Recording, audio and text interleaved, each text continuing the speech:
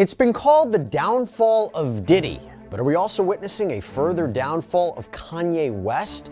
The Grammy-winning artist that some believe is a musical genius recently went on a crazed social media rant that included, among other things, a call to free Puff. For years, the connection between Diddy and Kanye West has been brushed off as just two megastars crossing paths in the music industry. Collaborators, occasional business partners, members of the elite circle. But now, that innocent image has completely shattered. Sean Diddy Combs has dominated headlines around the world for months, and as you know, not for great reasons. But over the last couple of weeks, another embattled rapper has been in the spotlight, Kanye West. And their two worlds have now collided once again, thanks to one of West's apparent tirades on X, formerly known as Twitter, which we'll get into, and it is something to say the least. But look, Combs is, of course, locked up in the Metropolitan Detention Center right now out in New York on federal charges of racketeering conspiracy, sex trafficking, and transportation to engage in prostitution. He's set to go to trial in May. Prosecutors say he forced people to have sex with him and each other, often allegedly having his staff hire commercial sex workers to participate. He's entered a not guilty plea. He has maintained his innocence ever since his arrest last September. And I should also add that it seems like almost every day, maybe every week, maybe every other week, he is hit with another sexual assault lawsuit. We actually have a sidebar coming out about a man who claims that he was drugged at a New York City nightclub back in 2012 and raped by Combs when he was 17 years old. We did another episode last week about an adult male entertainer, a dancer, who claims that Combs drugged him and forced him into various sex acts, literally physically forcing him to do it. And he claims he was a victim of sex trafficking, that this alleged abuse went on for 5 years. And we have claims that Combs allegedly assaulted men, women, and even children. And how can we forget that Combs is also facing a lawsuit from a woman who claims that she was assaulted by him, and talking another rapper, Jay-Z, back in 2000 when she was just 13 years old. Bottom line, Sean Combs is fighting a lot of different legal battles right now, and coming to his defense, coming to his side from a PR point of view, not great. A lot of people who've known Sean Combs haven't spoken out about him, and I understand why. Now, of course, he's innocent until proven guilty. He has not been found liable in any of these sexual assault cases, but brings us to Kanye West. Because let's talk about Kanye West, who's no stranger to controversy. West, for his part right now, he has been traveling a lot internationally. Vibe reported that he's been to Paris, Tuscany, Russia, Japan, appearing alongside his wife Bianca Censori, who is often scantily clad. West caused quite a scandal in Venice, by the way, when he was seen allegedly without any pants on, exposing himself on a water taxi in Venice. And of course, there was some of that happening here at home too. At the Grammys a couple weeks ago, West and Censori were being photographed on the red carpet when Censori suddenly dropped her coat, revealing her basically nude body. They posed for more photographs before eventually leaving. The rumor was that West and Censori were kicked out of the event for that stunt, but it appears to be just that, a rumor. But needless to say, he's been making the headlines. And that kind of gets you caught up to speed on both. Because both Diddy and Kanye have just been named in an explosive legal case. One that doesn't just shine a light on their alliance, but exposes a terrifying truth that's been hiding in plain sight for years. This isn't about music anymore. It's not about fashion or headlines or creative differences. This is about power, control, and the dangerous games that come with it. According to new court documents and insider leaks, Diddy and Kanye's relationship was far more strategic and far more sinister than anyone realized. Behind the scenes, their connection wasn't built on mutual respect. It was built on secrecy, manipulation, and mutual protection. A calculated alliance formed to shield each other from the growing storm surrounding their names. The case that just came forward links both men to a web of disturbing allegations involving coercion, silence agreements, financial manipulation, and what insiders are calling grooming environments. The relationship goes back years. They collaborated on one of West's singles in 2015, and later that year they worked together on an album. At the 2022 BET Awards, West presented Combs with the Lifetime Achievement Award, called him his idol, called him his favorite artist. West said he still went to Combs for advice, and that Combs inspired many of his life choices, even his wife choices. perhaps an apparent reference to his then-wife, Kim Kardashian. But according to the Mirror, Combs has said that West inspired him as well. In 2009, Combs reportedly said that the other night I go to the Kanye West concert and I'm going there to see Kanye do his thing. I don't have anything but high expectations. The concert changed my life. I won't lie. I was so impressed and inspired. It was beautiful. And I fell in love with hip hop again. And I want to say thank you, Kanye, for giving me that. However, just a few months after West presented Combs with the Lifetime Achievement Award, the relationship seemed to sour between the two of them when Combs took issue with West's t-shirts that said, "White Lives Matter." Now, he said during an appearance on The Breakfast Club that he thought the shirts were tone deaf. He would go on to reportedly say, including on an Instagram post, that Black Lives Matter was our slogan. That wasn't our slogan to go share with nobody else. You have to be unapologetically black and love your people and love your tribe first. Combs also added, what the press and what fashion is doing, thinking this is a joke, when right now all America is planned for is poverty, incarceration, and death. So before I can get to any other lives matter, which all lives matter, you know what I'm saying, that Black Lives Matter, don't play with it. And he added, don't wear the shirt, don't buy the shirt, don't play with the shirt, it's not a joke. Well, not long after those comments, Kanye West apparently posted screenshots of text conversations, messages between himself and someone identified in the thread as just Puff, seemingly a reference to one of the many nicknames that Sean Combs has had over the years. So West says in part in these messages, I didn't like our convo. I'm selling these teas. Nobody gets between me and my money. This is my grandfather texting you now. Never call me with no BS like that again unless you're ready to green light me, because anybody who got on that tea is me. Out of respect for everything you've meant to me, I'll be quiet as Virgil, meaning Virgil Abloh, who passed away. But now I know how I've hurt people I love with threats. And he seemed to follow it up with, come do something illegal to me now, please. Now, the alleged Combs side of the conversation responds, N-word, send me address. Let's stop playing these internet games and don't feel threatened. You'll be fine. Just love. To which West reportedly replies, this ain't a game. I'ma use you as an example to show the Jewish people that told you to call me that no one can threaten or influence me. I told you this was war. Now gonna get you some business. West apparently followed up with another post in which Combs allegedly texted him, as soon as I land, we'll meet face to face, to which West responded, N-word, F you. Now, in the final part of this alleged exchange between the two rappers, Combs allegedly wrote, I'm just trying to talk to you as a black man, and I'm talking to you because this is hurting our people. Stop. West apparently... These weren't just parties or private events. These were exclusive setups. Carefully orchestrated social circles meant to test loyalty and keep outsiders out. The kind of circles where disturbing behavior wasn't just tolerated. It was normalized. Hidden behind luxury. Disguised by fame.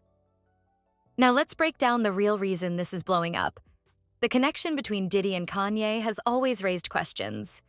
Their paths have crossed in strange ways. One minute they're beefing, the next they're posing together. One moment Kanye's calling out the industry, the next he's breaking bread with Diddy.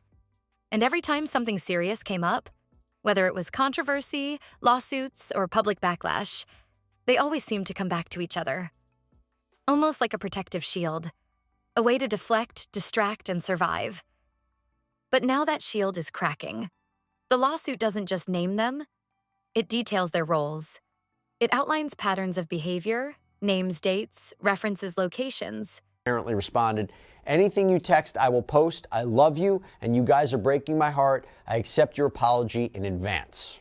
Okay, putting that to the side.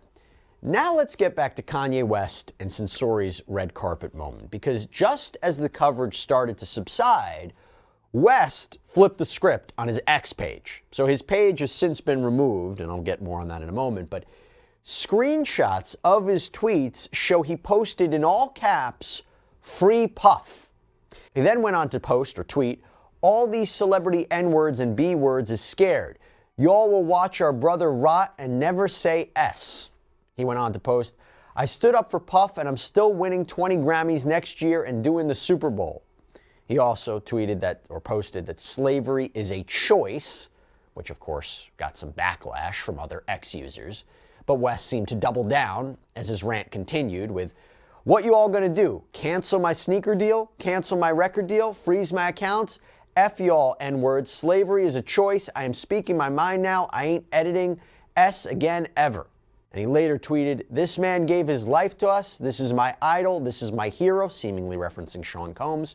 And then there's this one, because he even announced a collaboration between himself and Sean Combs' fashion line, Sean John, saying that t-shirts would be made available on the Yeezy website, seemingly as a way to maybe raise money for Sean Combs or support Sean Combs as he's locked up in the MDC.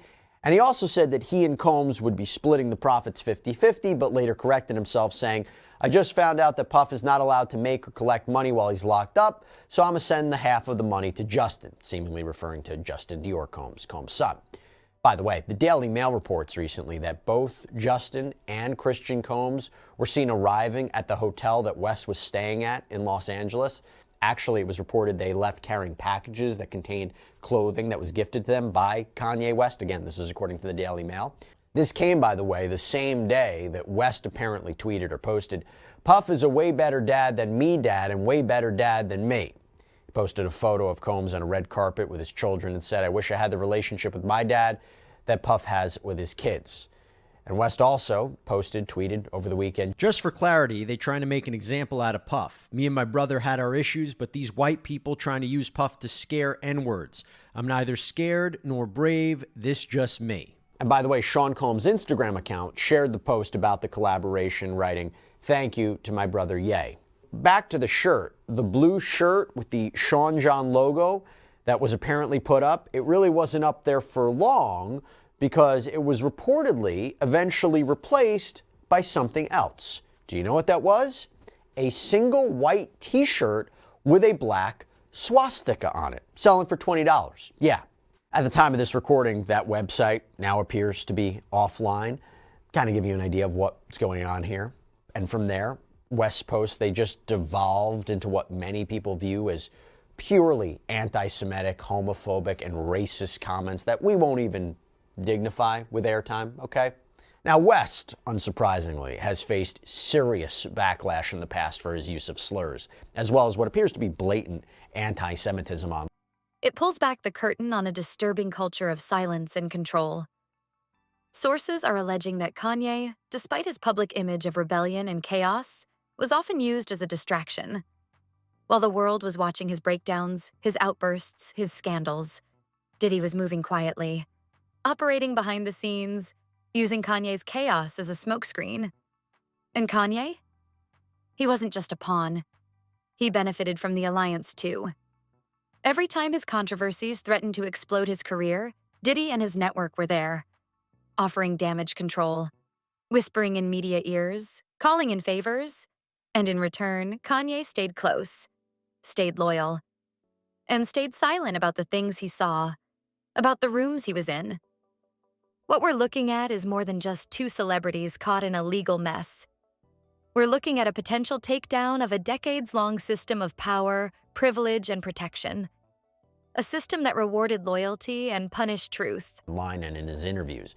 Some of those consequences have included loss of collaborations and sponsorships, as well as West products being removed from shelves at stores like TJ Maxx and Foot Locker. He also underwent bans, some temporary, some not, several on his social media accounts. Although Elon Musk did restore his access to his X page in 2023, West did eventually post a message in Hebrew on his Instagram page in 2023 apologizing for his past remarks, but soon, he was back to sharing apparent anti-Semitic rhetoric, so I don't know how much good that did. But things didn't really improve for West when a former employee sued him for allegedly sexually assaulting her and then firing her later on.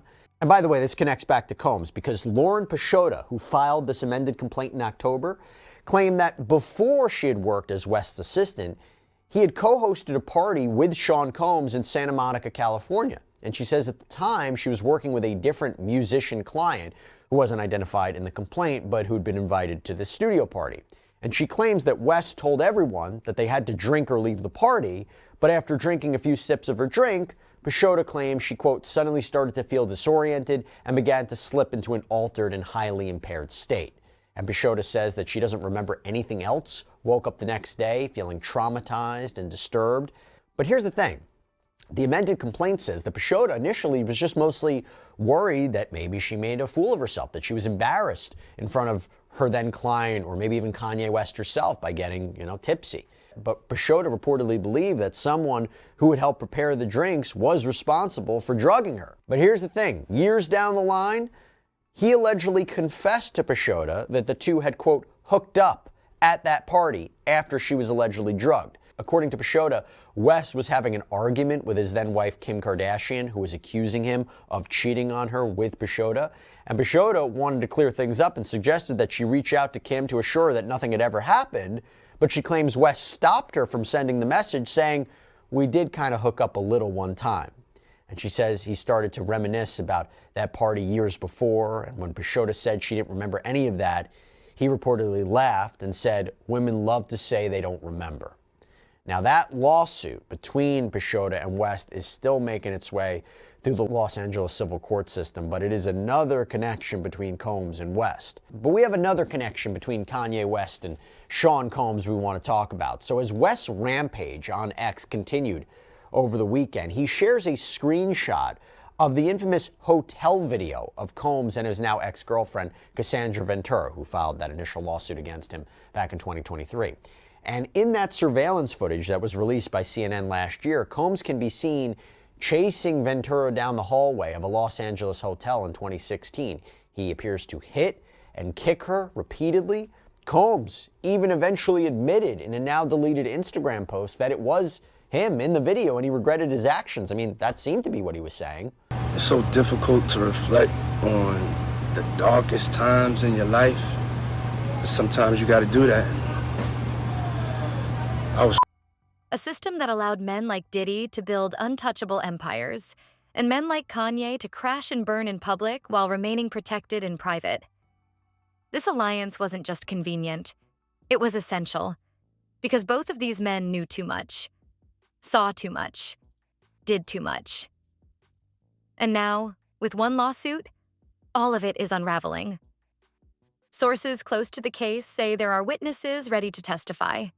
Emails, photos, financial records, and what's most chilling, audio. Recordings that could allegedly confirm key meetings, private conversations, and behind-the-scenes deals. This isn't just speculation anymore. This is real, tangible, documented. And if it's allowed to go public in full, the fallout will be nuclear. The entertainment industry is panicking. You can already see it in how people are responding. Former friends suddenly going quiet. PR teams scrambling to erase old photos, old quotes, old videos. Everyone trying to pretend they didn't know, didn't see, weren't involved. But it's too late. The paper trail is already out there. And the terrifying truth? The same industry that once praised Diddy and Kanye as visionaries now looks at them like liabilities. Their empire of influence is starting to rot from the inside. But here's what makes it even darker. This isn't just about the past. And escorts. And they highlight that he is a swinger, or under the Mann Act, a John. And they argue he doesn't deserve to be locked up for this. Quote, Sean Combs should not be in jail for this conduct. In fact, he may be the only person currently in a United States jail for being any sort of John, and certainly the only person in jail for hiring adult male escorts for him and his girlfriend when he did not even have sex with the escort himself. Over the last 75 years, the White Slave Traffic Act has been limited to defendants who cause interstate travel for financial gain through the business of prostitution. That Sean Combs remains in jail for being convicted of being a customer of consensual adult sex services makes this case truly exceptional. Not only is prosecuting the users of adult prostitution services inconsistent with the Mann Act, it's inconsistent with the prosecution policies of the district attorneys of Manhattan and the city attorney of Los Angeles, California, two of the three locations where this prostitution allegedly took place. In addition, Mr. Combs is incarcerated while everyone else involved in this identical conduct, his girlfriends, the cowboys, the agency leaders, the porn stars, and others, walk free, as they should. If there was ever a fact pattern that was exceptional under the Mann Act, it is this one. And then they move on to another argument, that the Department of Justice, the DOJ, has usually only charged Mann Act violations when there's financial gain. And they even cite a number of cases in the Southern District of New York, where Combs was prosecuted, that apparently involved defendants that set up a prostitution business for profit. Again, trying to distinguish between Combs' conduct and these cases. He never did any of this for profit, they argued. And they even cite the 1953 U.S. Attorney's Manual that says, quote, as a general rule, prosecution should not be instituted in the so-called non-commercial cases.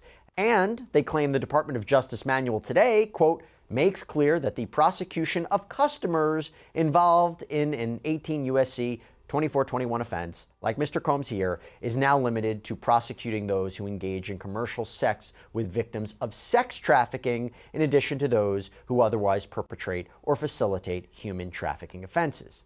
And in the absence of any sex trafficking charge, however, it is clear that the Standalone Man Act counts never would have been prosecuted. That seems true. I think you ask any legal expert, they will say if all the government had against Sean Combs was the transportation to engage in prostitution charges, just the prostitution charges, they probably wouldn't have gone after him. They coupled it with racketeering and they coupled it with sex trafficking. I agree with that. I don't think that they would have gone after him just for that. Anyway, the defense highlights how modern day prosecutions of Johns is really when you're talking about exploiting vulnerable foreigners who don't speak English well, which again is not the case here. And they highlight how the only potentially comparable case in New York is where you had a retired police officer and a former judge who apparently hired women to have sex with a male fraternal group called the Jester. This alliance didn't end years ago. It was active, recent, ongoing, and still influencing decisions behind the scenes until the day this case went public. There are reports suggesting the two were still coordinating as recently as last year, making calls to suppress stories, intimidating potential whistleblowers, and pushing certain people out of the picture entirely. And if that's true, then this wasn't just a partnership. It was a cover-up, a machine, a joint effort to keep the truth buried no matter the cost. And now that the truth is out, the damage control has already started. Kanye's team is suddenly playing the mental health card again. Diddy's team is throwing legal jargon at the media, threatening lawsuits, calling everything defamatory. But no one's buying it anymore. The public is watching, listening, connecting the dots. This case could be the beginning of the end, not just for Diddy, not just for Kanye, but for the entire hidden network that allowed their behavior to go unchecked for so long. And make no mistake, this is bigger than two celebrities. This is about the entire I hit rock bottom, but I make no excuses.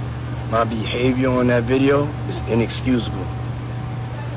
I take full responsibility for my actions in that video. I'm disgusted. I was disgusted then when I did it, I'm disgusted now. I went and I sought out professional help. I had to go into therapy, and go into rehab. Had to ask God for his mercy and grace.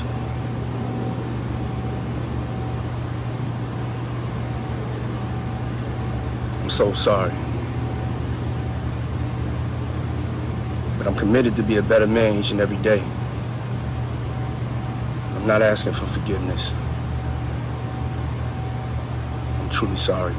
But here's the thing, going back to Kanye West, in a rather distasteful move, West put up a photo of Cassandra Ventura from that video next to a stock image of the hoodie that she's wearing, saying the Love hoodie is available on his website. He also apparently wrote in another post, you have to truly be in love to get to the point of risking everything. Now, in another bizarre tweet post, West at one point over the weekend tweeted photos of Combs at the Grammys in 2000 with his then girlfriend Jennifer Lopez, and he captioned it, remember when J-Lo pulled up to the red carpet with my twin? Again, strange. Don't know what's leading him to post so much and talk so much about Sean Combs right now. But I'll tell you, that's apparently not the only thing that he posted. It's been reported that he also apparently posted pornographic content, and that got a response from Elon Musk, who owns X. It was brought up to him in the comments, and Musk ended up writing, Given what he has posted, his account is now classified as NSFW, not safe for work. You should not be seeing that anymore. And before his account went dark, Kanye West reportedly wrote, "I'm logging out of Twitter. I appreciate Elon for allowing me to vent. It has been very cathartic to use the world as a sounding board." Still unclear if Kanye West himself deactivated the account or if X shut it down. But I actually want to circle back now to Lauren Peixoto's lawsuit against Kanye West because, again, it's currently moving through the LA courts, but it was reported, and the reason I think it's relevant to bring it up again, is that it was reported in the tabloids that one of the reasons West had been out of the country so much is to avoid the lawsuits that he's currently facing. No way to confirm that for sure, but given that we're talking about a whole host of litigation in the Sean Combs case and now Kanye West, let me circle back to Peixoto. And by the way, there's another connection between Combs we'll get to in a second. So Peixoto sued for 15 claims, 15 causes of action, including everything from breach of contract to wrongful termination, sexual harassment, unpaid wage. Culture of silence that's protected powerful men while destroying lives behind closed doors. And now, the doors are wide open. So the question isn't whether Diddy and Kanye were involved. That's being laid out in black and white. The question now is, who else was part of this alliance? Who helped them? Who protected them? Who's next?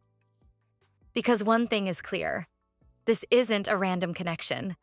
This isn't just two celebrities who made a few bad choices. This is a carefully crafted relationship built on mutual secrecy, mutual benefit, and mutual destruction if it ever came out. And guess what? It just came out. Stay tuned. Because if this case moves forward, and all signs say it will, what we've seen so far is just the tip of the iceberg. The real story is only beginning. And the people who thought they were untouchable, they're about to learn the hard way that secrets don't stay buried forever. Not anymore. Not in this era. Not when the world is finally paying attention.